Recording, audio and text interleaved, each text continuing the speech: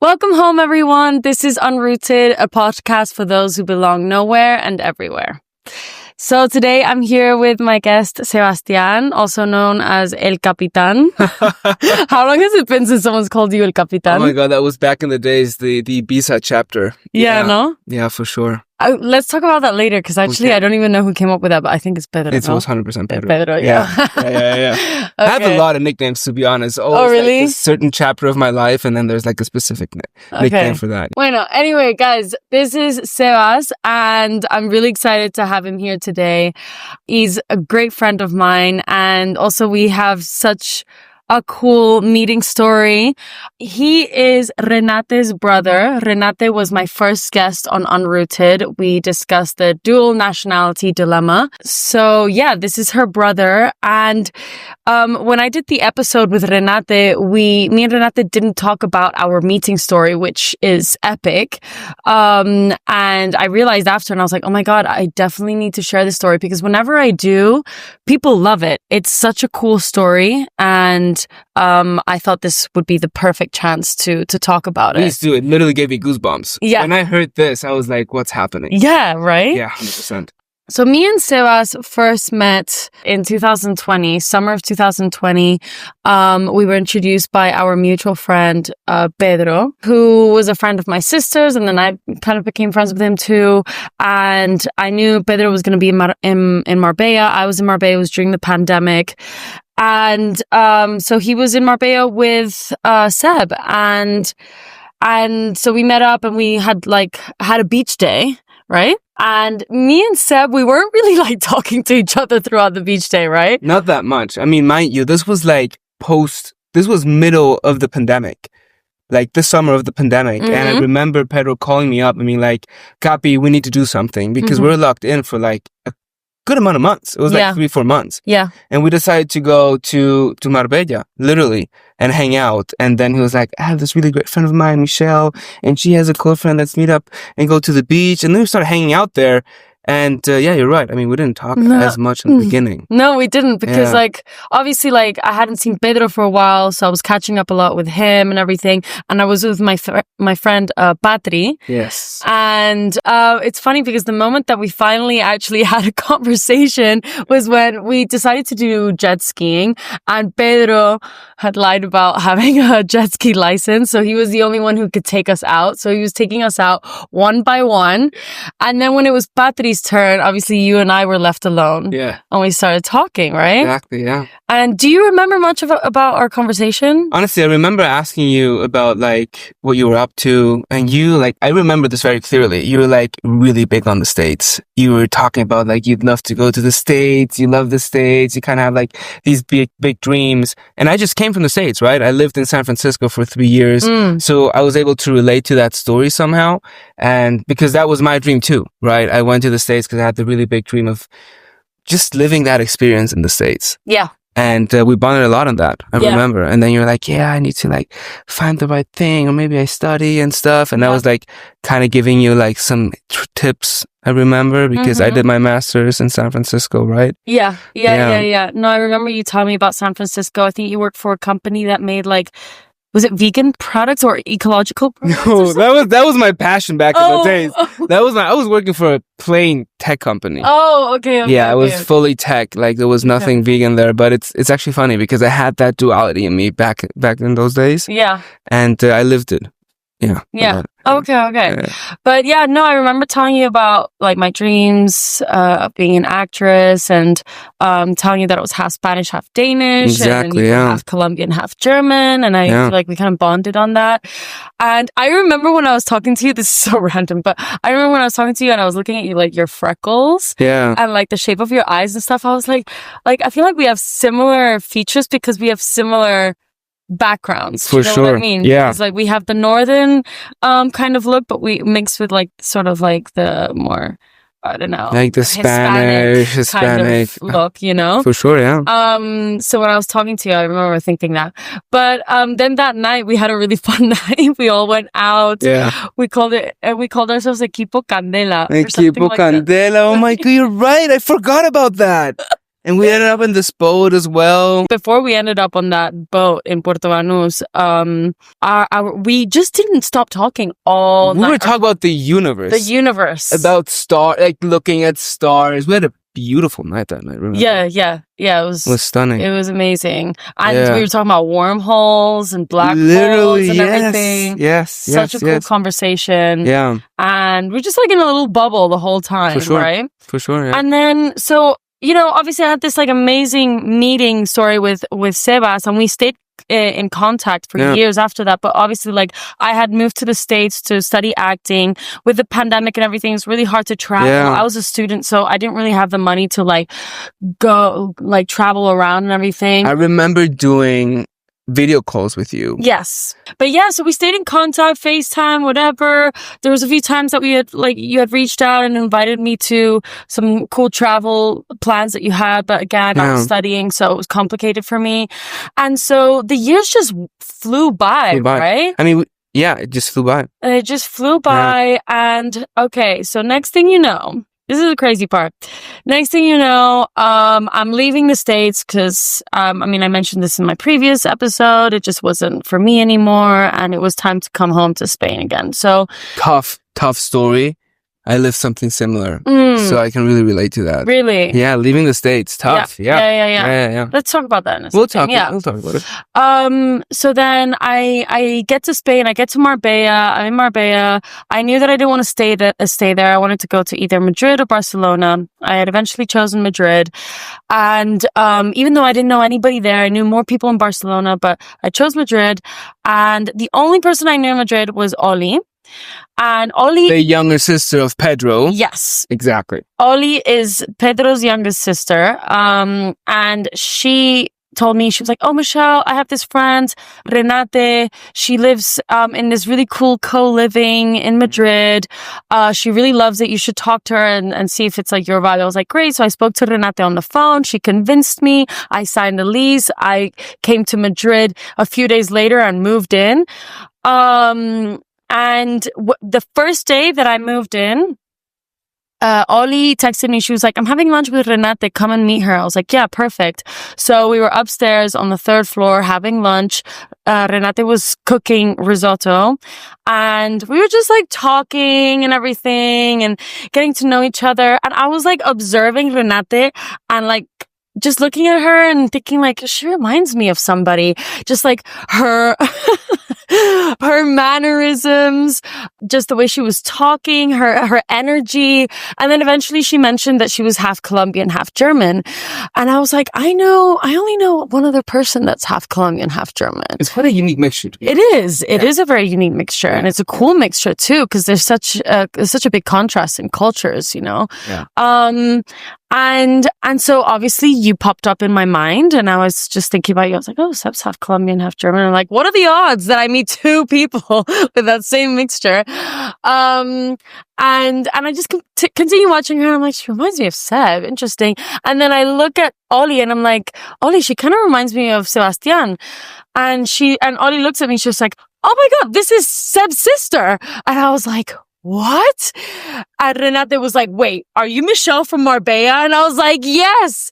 So that was the moment that we just freaked out. We were like, oh my God, just couldn't believe it because I hadn't seen Sebastian since that time that we first met in 2020. We had kept contact over the phone, but yeah, no, it was crazy. Wow. I knew he had sisters. I just didn't know their names or didn't really know anything about them. So I just never thought about when would be the time to meet your sisters, because you and I had no idea when would be the next time that we would see each other, I mean, yeah. I knew that it would happen eventually because I had moved back to Europe and you were living in Europe. And you did send me a message. I was in Ibiza. I remember I was in Ibiza hanging out with some really good friends of mine. And you kind of text me, replied to a story like, hey, Seb, I moved back to Spain.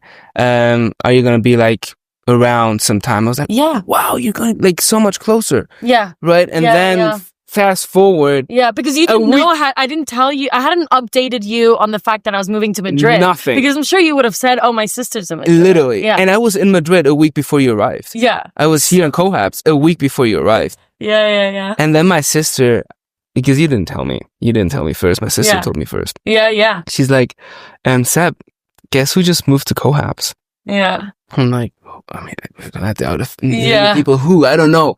She's like, Michelle. And I'm like, Michelle from Marbella. And I'm like, what? Yeah. I was blown away. And then in October, a couple months later, he came to visit. And that was the first time we saw each other in 4 years. Yeah.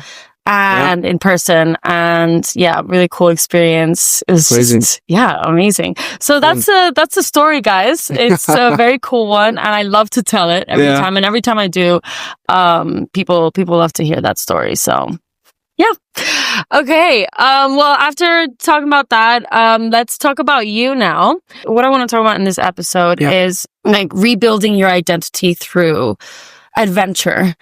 We can talk about adventure, spirituality, just how, because I feel like your identity has shifted over the past few years. Yeah. And I think a lot has contributed to that, whether it's the yoga retreats, Roots Within, you're traveling. You've definitely become more spiritual since the first time I met you, right? And I'm on a sort of spiritual path myself these days. She is. So I do love talking about this. But let's talk a bit about Roots Within and just when and how you started that. You didn't have Roots Within when I first met you, right? I did not. Okay. Maybe I'll need to pick you up with a story before that. Yeah. Yeah, you ready for a story? Yeah. Yeah? Yeah. Okay. Buckle up. Okay. Buckle up. Okay. So picture this very young woman. She's in her 20s. Okay. She's 20 years old, actually. And she decides to take a leap of faith. Okay. She decides to take a leap of faith and go visit her best friend in Colombia. This is 1959. She goes to visit her because she was at a boarding school with her in Brighton, UK. This is post-war Europe. Tough. Okay. And she gets the permission from her parents to go on a boat and take a journey from Bremerhaven all over to Barranquilla, Colombia. Wow. Picture the boat. Did you watch the movie King Kong? Yes. Remember that boat? Rusty, carbon boat. Yeah. It's more of a cargo ship. It's not really a touristic boat. There's a few passenger cabins and she's in one of those. Yeah. And it's this cargo ship. There's like exotic goods. There's machinery, all sorts of things. And she takes on that journey for a month all over to Barranquilla. Okay. So this young woman, 20 years old, is on that boat and she's literally like, okay, I'm going to go visit my best friend, Lina. Yeah. In Colombia. And before they arrive to the port of Barranquilla, the captain of the ship tells her, Miss Körber, if no one is here to pick you up, I'll have to take you back to Germany. And there's no WhatsApp. You know what I mean? She can't just like go off on her own? She's like, okay, I hope someone picks me up. Yeah. In the time between she leaving and arriving in Colombia, Lina decides to marry and she's going to get married and she sends off her older brother to pick that young woman up in the port of Barranquilla. Okay. This gentleman is Pedro Felipe Hoyos. Okay. And that woman is Renato Körber. She arrives in the port of Barranquilla, meets this gentleman in a white suit with a Jeep Willys car, picked her up. They fall in love.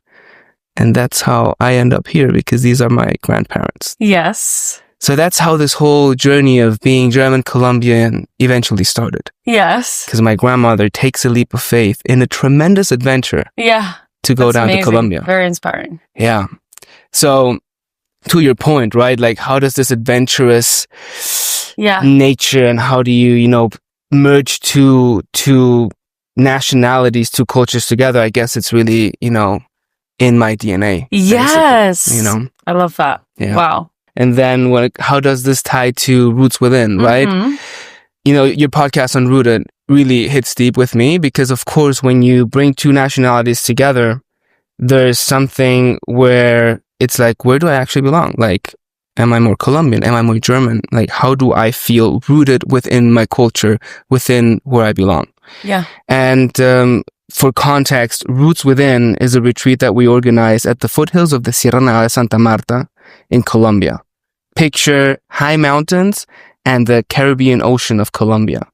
And it's nested in a place called One Santuario, which is honestly one of the most gorgeous places I've ever been to in my life. It's stunning. I've seen the pictures, I've seen the videos. It just looks like unreal. And the Sierra Nevada Santa Marta is a mountain that's over 5,007 meters tall, like taller than the Mont Blanc here in Europe. Yeah. And there's glaciers up there that are literally holy. You can't really go up there because it's protected by the indigenous tribes that live up there. Wow. And there's water trickling down, and then there's this river, the Palomino River, that crosses the retreat center. It's very pristine. Yeah.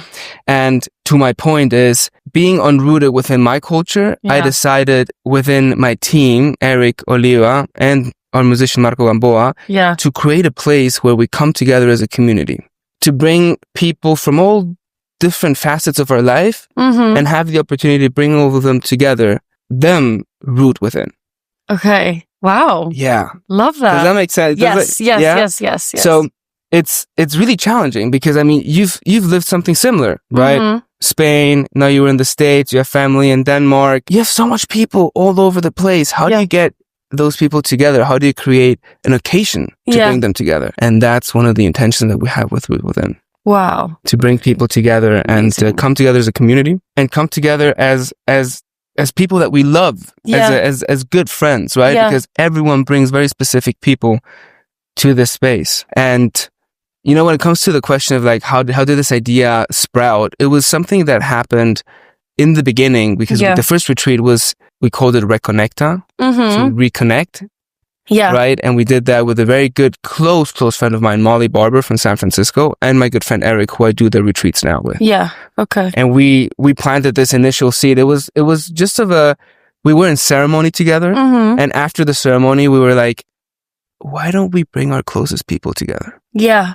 And then this eventually turned into Roots Within. You're building a community. Exactly. Yeah. That's very much what I am trying to do with Unrooted as well. Yeah, I'm so proud of you guys. Thank you. Honestly, you're really building something amazing here, and clearly it's going really well. So kudos. Yeah. What would you say is like something that people walk away with the most after experiencing Roots Within? A great network of people. Okay. A great network of people that they feel intimate and connected to. You have all these sorts of experiences that give you a lot of everything. Yeah. And you're like, and people then decide, what do I want to continue doing? Yeah, I love that. So everybody kind of like walks away with something even small that might become, whether it's a part of themselves or they learn something about themselves, or they add something to their routine. Exactly. I feel like, and I was also going to ask you like how starting this retreat has shifted your identity. Yeah. Because I'm sure in some way it has. I don't think you're the same person you were before you started this retreat. No? 100%. It's been a tremendous journey, right? Like I think you never stay the same person. Yeah. We're in this journey of life to continue evolving and transforming, right? And what the retreat has done, and I think I can speak for the team as well, is like a sense of community, of going back to our roots, to connecting with the elements, you know, and staying just a little bit more connected to that side. Yeah. Does that make sense? Yeah. Do you feel like it's helped you, like, I don't know, for example, the spiritual journey that I'm on has really helped me shift my perspective on life in certain situations. You know, before I was more like, I feel like I've generally been a positive person, but there were lots of moments where I'd be like, oh, this is never going to happen. And this is like shitty and it's going to stay shitty and blah, blah, blah, blah. Yeah. Now I'm more like, I have shifted my perception of life. So it's like, instead of thinking negative and being like, oh, I'm never going to have this or this is never going to happen. Now I'm just like, no, yes, it is. I deserve it. Yeah. And I just feel like my mentality has really changed from since starting this spiritual journey. Like I told you about my morning mantras and the affirmations that I do daily. Yeah. I truly believe in in this now. I'm not that I didn't before, but it wasn't really a part of my life, a part of my identity, but it slowly is becoming a big part of it.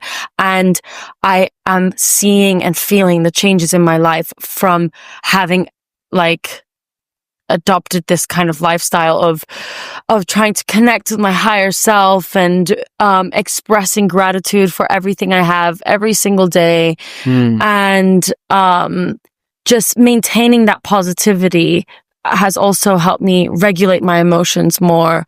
And even though I had a panic freak out earlier, but you know what? In the middle of my panic freak out with when I thought my audio got ruined, I said to myself, I was like, breathe, Michelle. Everything is fine. You're going to figure it out. You're going to work it out. You're okay. Yeah. And then it got solved and it was fine, you know? Yeah. So I feel like it's definitely just, I don't know, changed me in some ways. What was the trigger? The trigger. Yeah, for you to consciously decide that you're going to do these affirmations and start this routine. So that's a great question, because that's kind of a big theme of this episode, is like rebuilding your identity through adventure. For me, I'm rebuilding my identity, reinventing myself. And I think the trigger was hitting rock bottom in my life. Maybe not rock bottom, that might be a bit dramatic, but I was at a point in my life, what I now kind of call my previous life, where I felt like I wasn't myself. I had lost myself. I felt like it felt like I was living somebody else's life. Like I was doing things for other people rather than listening to my own intuition and trusting my own feelings, my own intuition. I just kept going against that and listening to what everybody else was saying. Well, not everybody else, but like what certain people in my life were telling me to do, and putting other people first. And it got to a point where I was so unhappy in my situation that I was crying all the time. To be completely honest, like this is getting a little deep, my mental health was not in a good place. I have to say, my mind went to really dark places at times. I'm like, emotional. But I was in really some dark places, mentally, and it doesn't look like it because on the outside I'm a very joyful and happy person, and I always try to remain that way. But everybody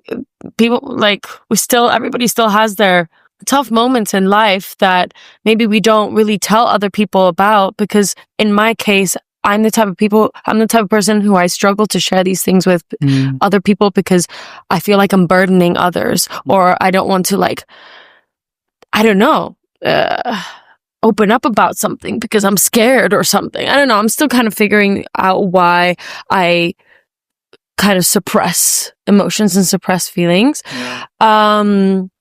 But yeah, so I feel like that for me was like the trigger, the moment in my life where I was like, something needs to change, you know, something doesn't feel right. I'm not feeling aligned at all.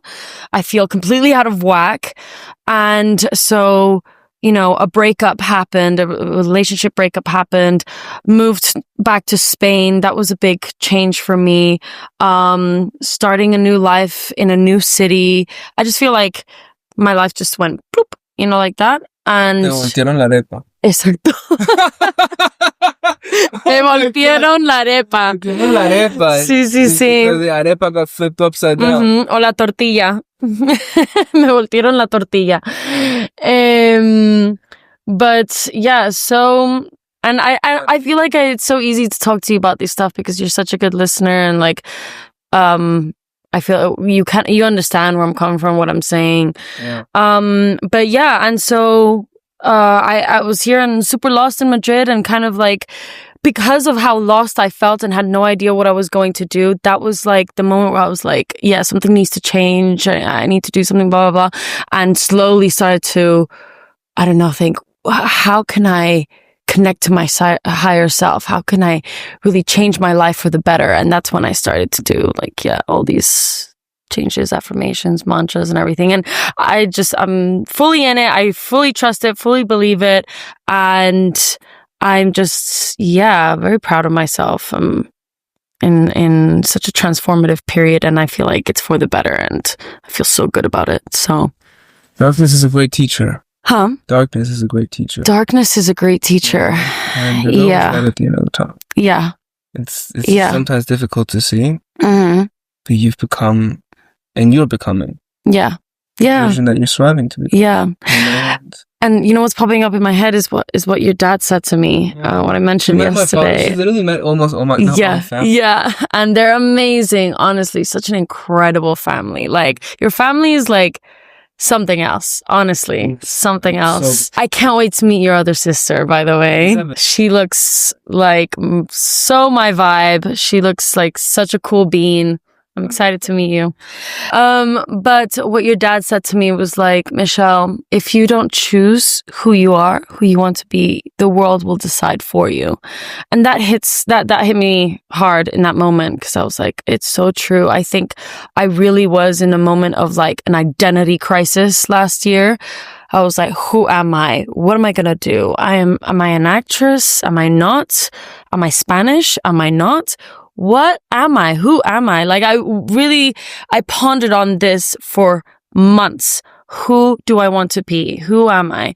And that is one of the reasons that inspired this podcast, to start really, reinventing myself and building my identity, and coming into myself and figuring out who I am, you know? And so when your dad said that to me, I was like, yeah, because it's true. The world will decide for you. If you don't know how to put your foot down and set those boundaries and decide who you are and tell people, this is who I am, and nothing you say is going to change that. No matter who you want me to be, I'm not going to be that, because I am this. And there are people who will try and tell you who you should be and who they want you to be. And that's something I've kind of been dealing with in the past couple of years. So, yeah. And I'm happy to hear that these words touched you deeply. Yeah. You'd be a great companion. I mean, it's just like, may they always be remembered. Yes. Sometimes we forget shit like this. Yeah. We like find ourselves back in the freaking... Mm-hmm. But may they be an anchor for you. Yes, exactly. I love that I'm having this conversation with you. I really, I wanted to have an episode like this, but I didn't know with who. So I thought about just having it on my own and just talking about this. But you are the perfect person to have this conversation with. So I'm so happy about that. You let me close to my tears as well. Jesus, I was right there with you. Oh, I was right there with you. I was like, wow. This is getting deep. Okay. Yeah, this is a deep dive right here. Damn. I have a couple questions for you. Yes, I wanted to ask you about your 7 years of veganism, because I feel like it ties into this topic. Sebastian was vegan for 7 years and not anymore. What shifted for you? What changed for you? Yeah, I really, back in the days, I decided to become vegan because I was just quite compelled. Mm-hmm. I was quite compelled about what that movement was doing. Yeah. And there were many aspects, right? The health aspect, the environmental aspect, the ethical aspect, all these things kind of like made me move into that direction. Yeah.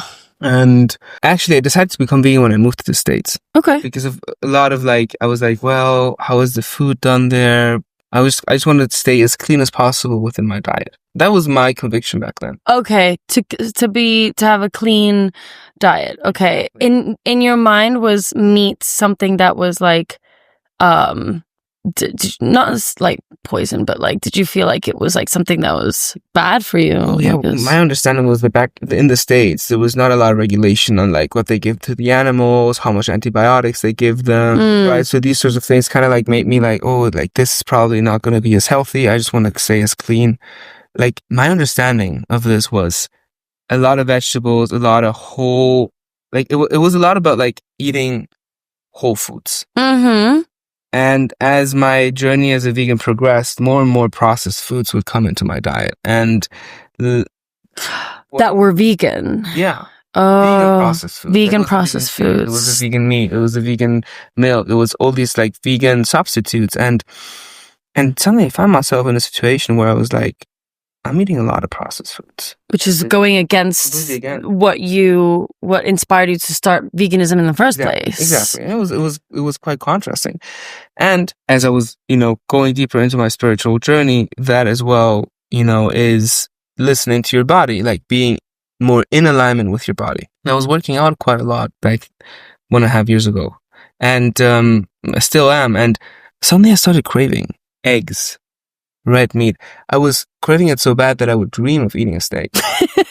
And, like maybe this, just to give you some context, when I moved to the States and I was vegan and I became vegan, like I was full on, I was really, like when I decide to do something, I'm all in. Mm-hmm. And everyone knew me as a vegan. Seb was vegan. Yeah. Seb was vegan. I remember. It was just, there's no, that's how it is. There's no way of shifting that's how it was. Yeah. I was shocked when you switched to meat. Yeah. And that was my identity. And, it was an identity. And I even started a business in Colombia with my father where we like did vegan yogurts and, things didn't turn up successful. There's a different conversation. But I was very convinced of this. Yeah.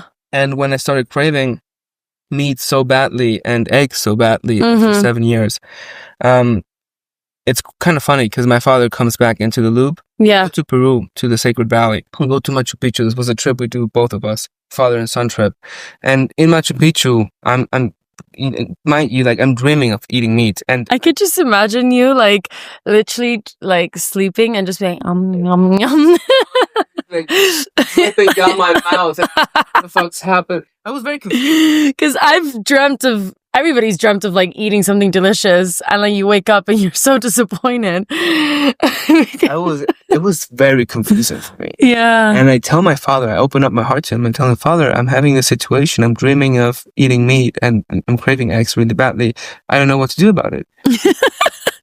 My father looks at me, and you've met him. Yeah. And he looks at me very deeply and he says, how would you feel if you would separate yourself from the identity that you've built up in the last 7 years? Just take a bird's eye perspective. Yeah. And listen to your body. I'm going to invite you to the best steakhouse in Cusco. Eat whatever you want.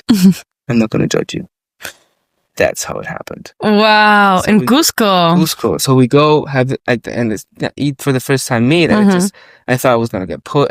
I thought you kind of get in your head about it. Yeah. Long story short, I ate meat and I never went back. Wow. How was that experience eating? You went to a steakhouse. You went all in. All in. Yeah. It was a massive contrast. And honestly, I don't tell this story very often because it's quite a personal. Yeah. It's personal. It's quite a contrasting story, right? Like yeah. Full blown vegan to like then, eating meat. Like that's like a 180 twist. Yeah. Like, how does that do? How does your body cope? Yeah. All these sorts of things. I don't know. I can just talk out of my own experience. It felt like my body was absorbing everything it didn't get in like a long time. Wow. Yeah. Did you feel like you were nourishing? I was feeling your like body, I was nourishing my body quite a lot, and suddenly like my gains working out and like health wise. And how do you feel? I feel really good. Nice. And I think I just want to ask, what do you think is the right approach when becoming a vegan? If you don't want to eat processed foods, then how do you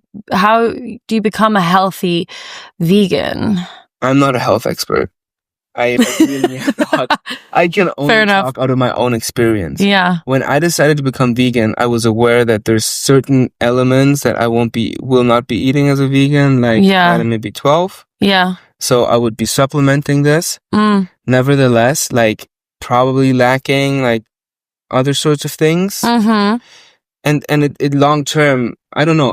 I think you just have to keep it plant-based, I guess, without substituting, dairy and meat products with products that are made, that are processed. Like, I guess just eating vegetables, whatever, chickpeas, nuts, all this stuff, but does feel maybe a little limiting. And it became like a big trend, right? Yeah. And then veganism became this like very big movement, and there would be substitute products for meat, dairy, milks. I think those are the ones to avoid. I mean, right? In the end, it's the question I ask myself. Yeah. And maybe this can be a sort of help for anyone that is in a similar processes. Do I want to nourish myself with food that is whole foods, or do I want to be eating processed foods? That's kind of the question I was asking myself. Yeah. For me, the decision is I want to go away from processed. Yeah. And I want to go towards whole foods. Yeah. Nevertheless, I'm not a health expert. I can only rely on like how my body's feeling and what I think will be the best for me, right? And it was a tough decision. And it was a tough decision even communicating that to people. Yeah. Because as being someone that is very, or tries to live very with a high level of integrity, you know, then like making a shift like that, it's kind of daunting. You know, it's like, oh, well, but weren't you vegan? Yeah. You know what I mean? Yeah. So it I haven't really communicated this to a lot of people, because it's like, it's, yeah, I did make a big shift in my life. And eventually goes back to your point about people pleasing. Like I only need to do what's best for me when it comes to these sorts of things, right? Yeah. I don't need to keep up an identity. Yeah. Just because, yeah. You know what I mean? You don't need to prove a point. Like, I created this identity, so I have to stick to it. If it's not serving you anymore, then why stick to it, you know? Exactly. Exactly. Life is full of transformative periods where we shed old habits and come into new ones and new lifestyles, and that's how we grow. For sure. Eventually, life is a journey, you know. Just because I'm growing into this person now that I want to be and that I'm excited to be, doesn't mean that's it. This is who I am for the rest of my life. No, like 10 years from now, I might shift into something new, but no matter what, always like listening to my heart. Yes. Listening to my instinct, and as long as it's like something positive and that serves me, and doesn't harm anyone and doesn't harm myself, I think that's like the most important thing, right? For sure, 100%. Yeah. You might want to fact check this. Every 7 years, from my understanding, every 7 years, all the cells of your body will have regenerated at least one time. Yeah, this is like a natural cycle. Fact check it. I'm not 100% sure of this, but you know, that felt really encouraging as well, because it's like inherently there's going to be change. Inherently we will transform and outgrow our older selves. So yeah, I hope that answers your question.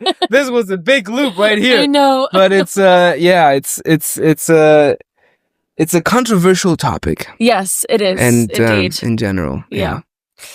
Well, welcome to the meat club. Thank you. Thank you. You've been eating meat for like a year now. Exactly. It's been over a year now. Oh, yeah. Okay. So, yeah, it's been. And just to say, I love vegan food and totally respect veganism. Yeah. I think it's amazing.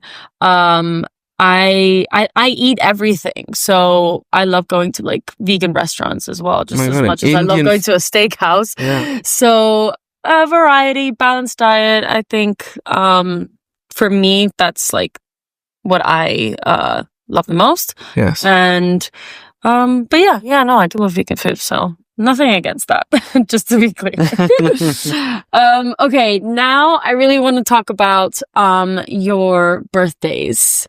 Because I think it's so cool. Sebastian has had some pretty amazing birthdays in the past couple years, right? Yeah. And your latest one was really cool. He went to Egypt and partied in a desert. We had a good time. Yeah, it sounded amazing. It looked amazing. I think the year before that was that the pirate ship, or was that the year? There was the year before that. Yeah, in Mallorca. In Mallorca, sí, in Mallorca. Yeah. And what was before Egypt? In between Egypt, I just did something in Berlin.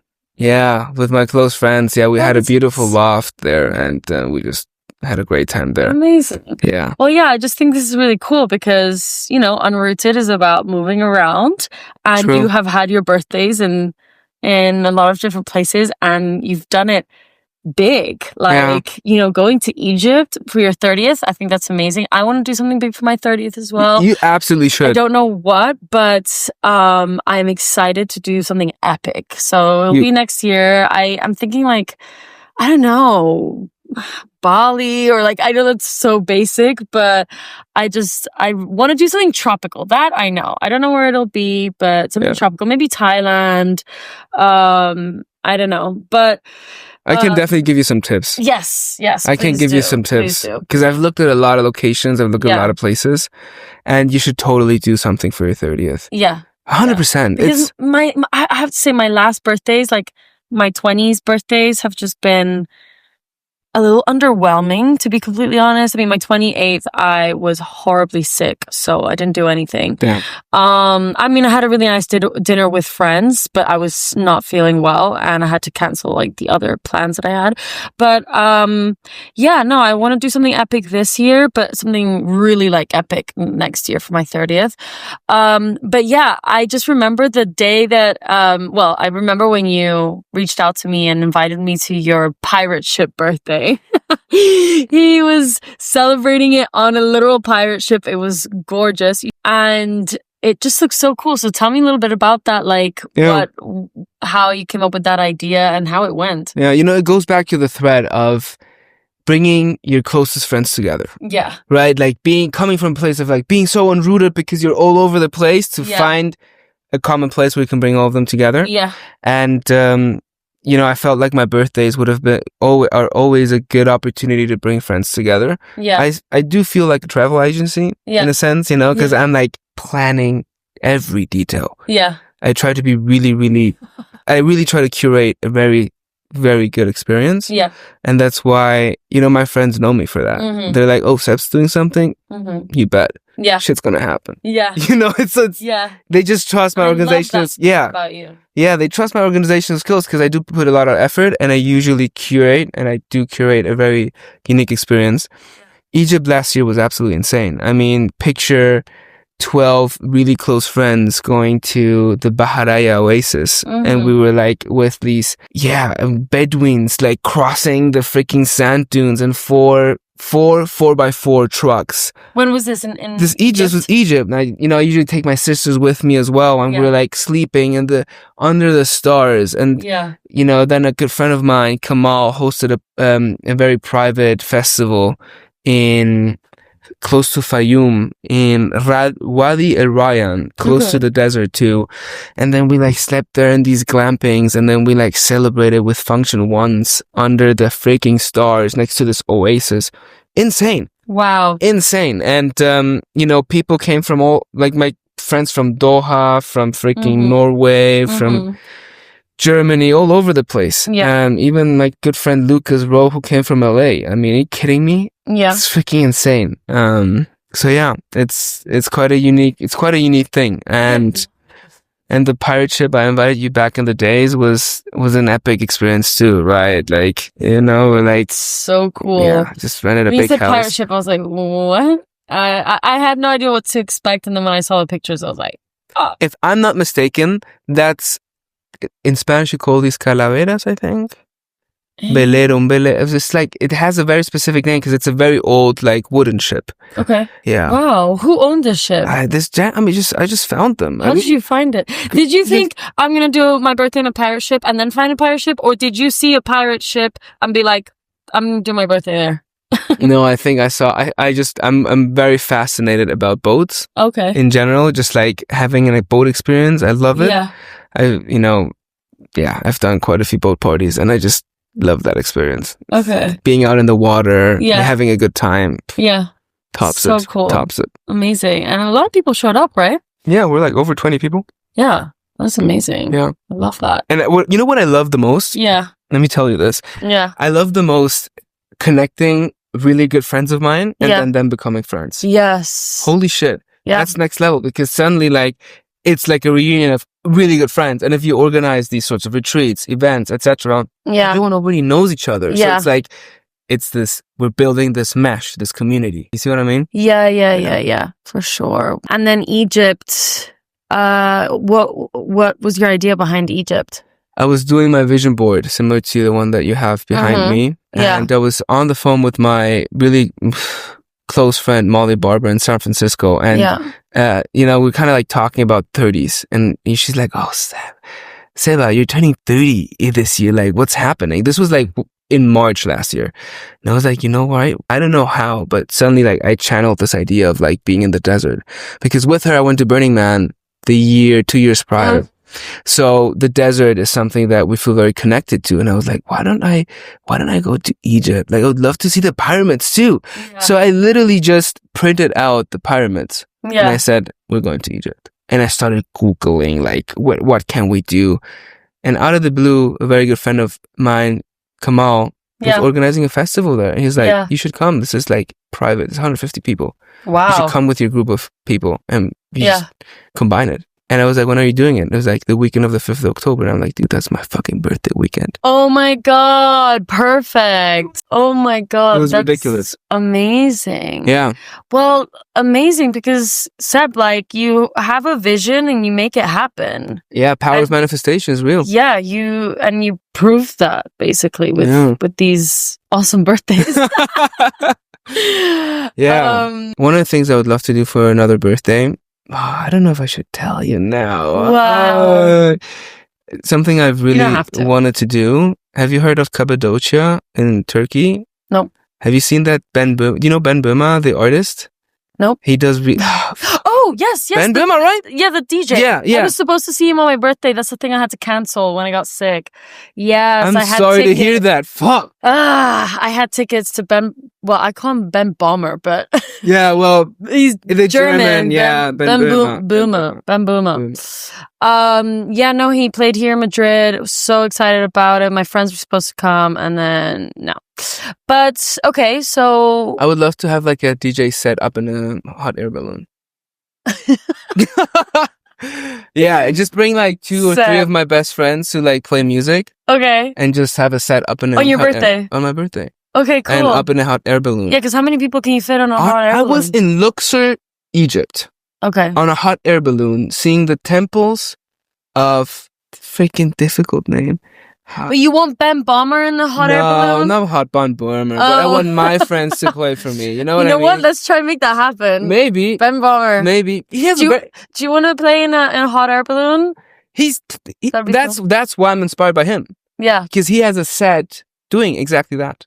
Oh, he has a set playing in a hot air balloon in Cappadocia, Turkey. Okay. And when I was in Luxor, I was in a hot air balloon with like 20 people. 25 people. Okay, you can fit 25 people. Yeah, and I was like, wow, this is a good amount of people. I don't want more. I don't want more people. I mean, you had 20 people in your boat. Exactly. So what? Like, why don't we go on a hot air balloon? I think that should be.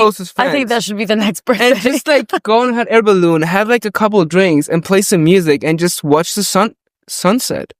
Wow, that's an amazing idea. Yeah, that's what are the safety risks behind a hot air balloon? Honestly, not that many. It's pretty safe. Okay, pretty safe. Okay, because even if like the gas went out, would it still be able to float with just the balloon?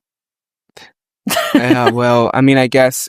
Sorry, I'm immediately going to all the negative shit. I'm sorry. No, it's hysterical because I couldn't tell you. I mean, I guess it would just like lower down slowly. Right? Yeah. No, if there's not a hole in there. Okay. That's what I would think. Well, the material is thick, I'm sure. Yeah, and thick enough. Yeah, and resilient. No, that sounds like a great idea. Yeah. I would so be down for that because that's on my bucket list. Cool hot air balloon ride. I see those pictures in Turkey, I believe, where you see all of the hot air balloons and people sit down and they watch the sunrise or sunset or whatever. Yeah. No, that definitely looks like a dream come true. So DJ, drinks, wow.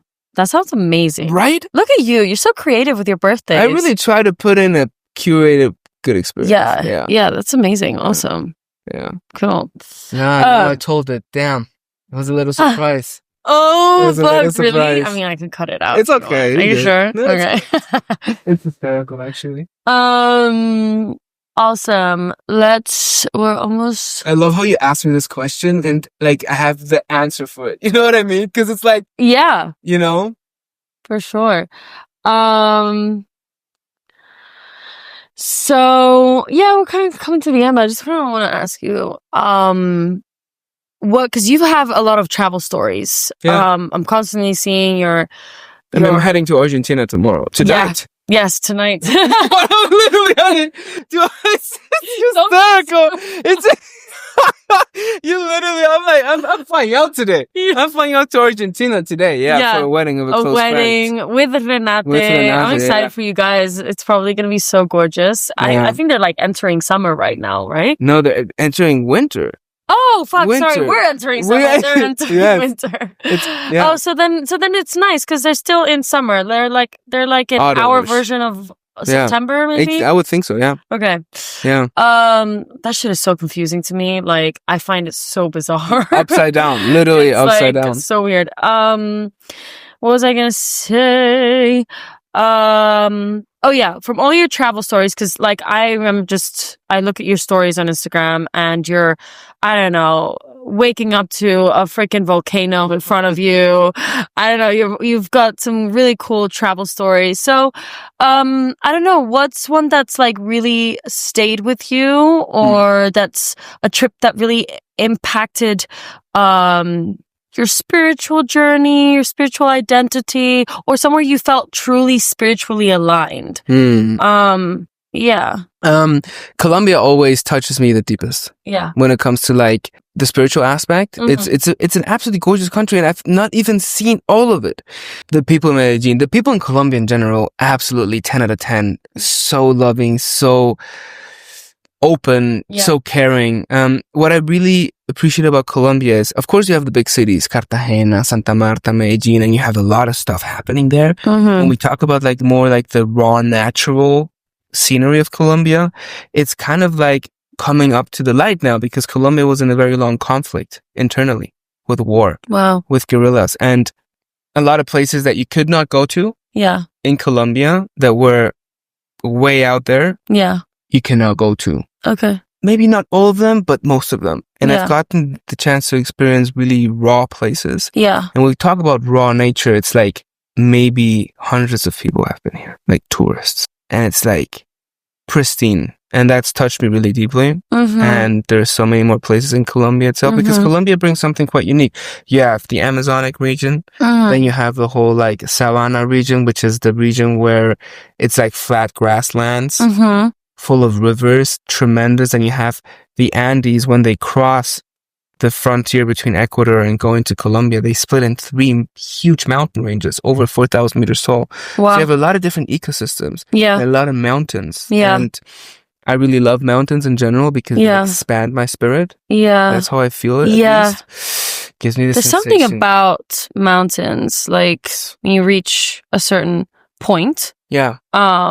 That, and you look over, I don't know, you feel, I think in a sense, like you could feel, you said expansion, but at the same time, you feel like, you realize how small you are. Do you know what I mean? In comparison, because you see so much and you just like, wow, we're like this kind of little, for sure, little speck sort of. And we always say it's such a small world, because you know, we're so connected now through technology, and you bump into somebody that you know from here and you bump into them on the other side of the world or whatever. But truly, when you're standing in a sort of point like that, you realize how humongous the world is, you know?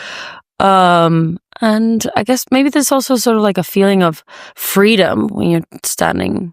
I've really enjoyed going up mountains. In the last years, I've gone up to 2 mountains that are over 5,000 meters tall. Wow. And that's such a sense of reward, like, because the challenge, and then once you get up there, you're like, wow. Right? Yeah, that's been a big thing, actually, that has inspired me quite a bit. Going up tall peaks. Cool. There's 2 in Colombia that are beautiful. Now Huila.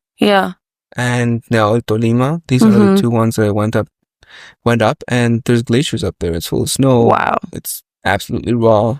We should one time, if you're in Marbella again. I remember you told me about this.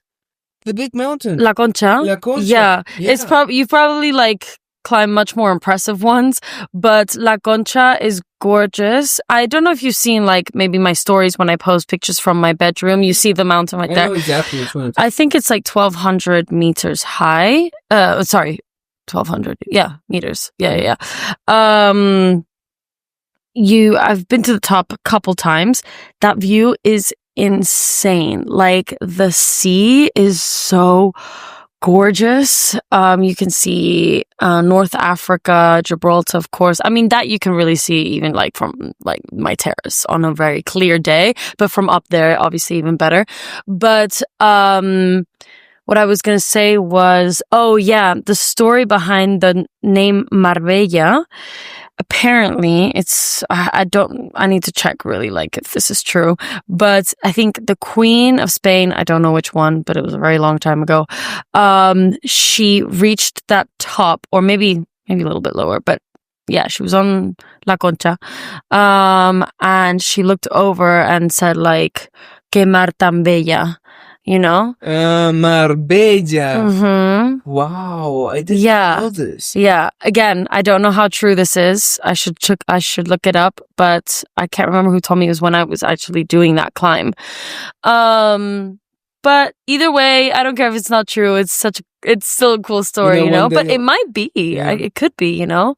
Because Marbella. Because honestly, from up there, the sea looks gorgeous. Like it's glistening. It's this amazing like blue, deep dark blue color, and the sun, you know, the sun in Marbella hits different. It just like beams down on the surface of the sea, and it just sparkles, and you just see like all these little diamonds like flickering. And yeah, it's gorgeous for sure. But yeah, maybe we could do that climb together, because I haven't done a climb in a long time, so. It's quite a physical challenge. It's a very rewarding challenge, to be honest. Yeah. You know, and then you get that breath of air up there, and you're like, oh my God. Yeah, and such an amazing way to reconnect with nature. 100%. And with yourself. Exactly. Yeah, the physical challenge, when you're like, oh, I can't make it, I can't. But that's Yeah, and with people alone is also a cool experience. Yeah. Because you're just really with yourself. But with people, it's like definitely a nice bonding experience for sure. That's the right word. Bonding. But when I go up to those mountains, the man I'm with, my friends that I'm with, the way we bond is next level. Yeah. The tears we shed, because it's quite physical. It's quite a it's a tough experience. Yeah. Oh, yeah. Well, we're coming to the end. Let me just double check if I have any more questions for you. What would you say to someone who's trying to, rebuild their identity, or feel that they're not connected to their current one and are shifting into a new one? Something you would say. That has helped me a lot in my path has been finding time to spend in nature. Okay. Yeah. And be it, going up a mountain. Yeah. Or walking, or, going to the ocean and listening to the ocean. I usually find myself being in nature and finding answers to the questions that sit the deepest. Wow. Okay. And in that solitude and that silence, marvelous things can happen. Yeah. And answers can show up that you might have not known, right? Because there's a lot of noise. Yeah. In general, we're surrounded by a lot of noise, right? Like, be it our phone, be it work, be it laptop, be it distractions, be it Netflix. Like, there's so much noise. There is. I totally agree. Oh my God. Now that you say that, I can't remember what last time I watched something on Netflix or HBO. Same. I don't even have a television in my house. Yeah. I can't. Yeah. It sucks up your time, like, in a way. It's crazy. Sorry, I'm having a realization right now, because I really did have an addiction to television for a long time, to be honest. And I haven't watched any Netflix or any HBO in a while. The only thing was White Lotus, but I was watching that as a group with my friends. Whenever, every Sunday that it was coming out. It was more of a group thing that we would watch, a group activity that we would do together. It was watch White Lotus together. But other than that, I haven't watched anything in such a long time. And I think that's just such a good sign for me that I'm breaking out of old habits that I've been wanting to break up for a long time. And now I'm realizing that they kind of happened on their own. And just like a great sign that I'm like on the right path, and clearly just busy doing better things, I guess. I don't know. 100%. Like every hour, and I have a radical view on this, like every hour you spend watching, Netflix, it's like an hour that you don't have for your dreams. Ooh. Oof, like let that sit in. Yeah, I'm gonna let that echo in my mind anytime that I start binge watching something. It's 1 hour less for whatever you're wanting to achieve in this life. Yes. Right? Now you can do that sometimes. Of course. Right? Yeah. When you're with your you couple. You have some downtime. Exactly. Like if you have friends. Yeah, you need to unwind, or for sure. You've done so much and you like, yeah, of course. No, for sure. Like I'm not, whatever, cutting out Netflix forever or anything like that. I'll do it when I have time for it, when I'm in the mood for it. Yeah, for sure. And something else that has helped me is not being as connected to social media. Just to reduce a little bit of that dopamine rush. Yeah, absolutely. And work out a lot. And eat healthy. 100%. Yeah. Yeah. I've really changed with that, with working out. I lost quite a bit of weight last summer because I noticed my body was just not feeling good. I had eaten a lot of trash when I was living in America, and I felt it in my body. You're not alone with that. Oh my God. Yeah, for real. The States is freaking crazy when it comes to that. It's you crazy. You just get like bulkier in general. Yeah. I lost 7 kilos. Jesus. Yeah. From the time that you moved? I weighed 62, 63 kilograms last May when I moved back to Spain from the States. Yeah. And by September, October, I weighed 55. Whoa. I think now I weigh like 57 because I think I felt too slim. And so now I've been kind of bulking up again and eating more protein. Yeah. But no, yeah, and I was feeling really good, Yeah.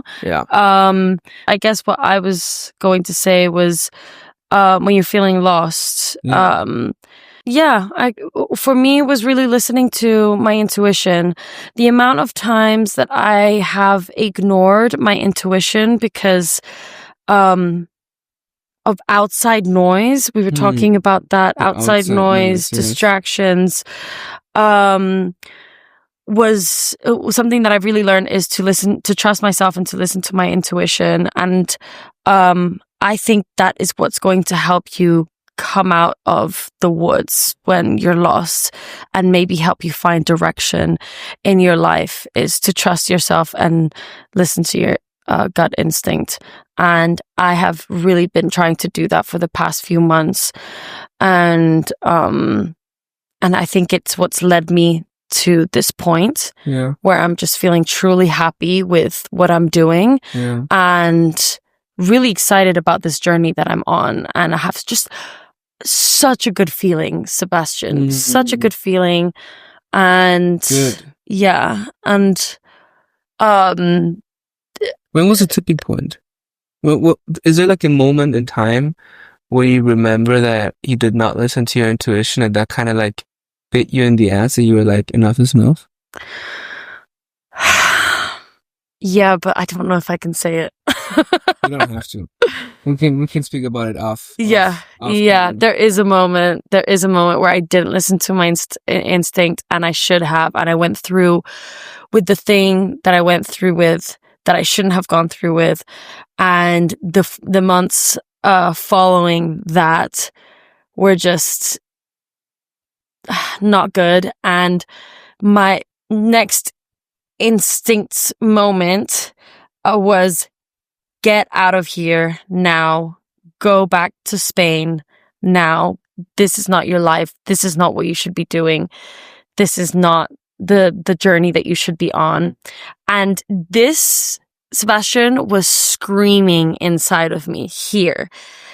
And I would think about it constantly. I would dream about it. And then that's why the moment I was like, I just packed up my life and I left and, and started again. And it was a rough transition, a rough start, or a rough patch. But I feel like I'm now finding my feet and hitting the ground, and things are starting to unfold for me. So, here we are. Here we are. Oh my Here we God. are. Thank you for this conversation. Great It's been conversation. amazing. I love talking to you. Likewise. Thank you so much, guys, for listening. This has been an amazing conversation. Much needed one, I feel. And so good talking to you, Sebastian. Likewise. Hopefully have you on another episode again. Oh, also, I just thought of something. I have like a segment on Unrooted called Ask an Expat. I haven't really gotten any. It's where you can send a question, and then I answer it, Yeah. I haven't really gotten any because I'm still starting out, but I got one and I want to read it with you because when I read it, I was like, this is interesting. Yeah. Okay. It was being multi-personal and cultural. Isn't that an advantage for an individual in this new age of metaphysical existence? Whoa. Okay. What I would relate out of metaphysical existence, I would think of our physical reality is changing drastically. Yeah. With artificial intelligence and Yeah. things are like shaping really quickly. Yeah. And I do feel like But how is being multi-personal and cultural an advantage? well, that's because you're way more dynamic. Okay. You're way more resilient. Mm-hmm. Right? You have a broader context of culture and Oh my gosh. Yeah. Look at you. Well, that's what I would think of, right? Yeah. If I think you are way more resilient than probably someone that is just Spanish. Yeah. You have a broader context on life, on culture, on certain behavioral dynamics. Yeah. Right? On certain traditions. And that gives you a certain advantage because you are ahead in a sense, right? Yeah. You have a better understanding of this. Wow. And I think it is definitely an advantage. It brings its disadvantages. It's like, I don't have this cozy place where I could say this is my home. But well, then again, this is a different question. It makes us more resilient. We understand more languages, right? Our aperture. Yeah. Our growth more flexible as well, yeah. More adaptable and can navigate the metaphysical existence a little more smoothly. Yeah. It's maybe. Maybe it's a smoother ride. Yeah. Yeah. That was an amazing answer. Well, wow. You just put me on the spot. I know, but you handled that so well. I wasn't expecting that. That was awesome. I'm glad that we addressed that question. Awesome. Okay, Seb, this was amazing. Thank you so much for being here. Guys, I hope you took a lot away from this conversation. I did. I'm sure hopefully you did too. If you have any questions, any comments, please leave them in the comment section or you can DM me. Don't forget to subscribe, follow, share, like, show us some love. And thank you so much for supporting this far. I can't believe this is episode number 7. Wow. That's in it to win it. Yeah, I just remember starting this at episode 1 and now episode 7 and I'm just like, wow, like this is happening. We're doing this and it's like a snowball. Yeah. Right? It's amazing. And I just feel like the episodes just keep getting better and better and better. I mean, all of them are amazing and each guest has brought so much to the podcast and given their unique touch. So I'm so grateful to everybody who's been a part of this and everybody who's supporting it. So just kind of wanted to take a moment to say that. Thank you so much, guys, and see you next week. Love you. Thank you. Bye.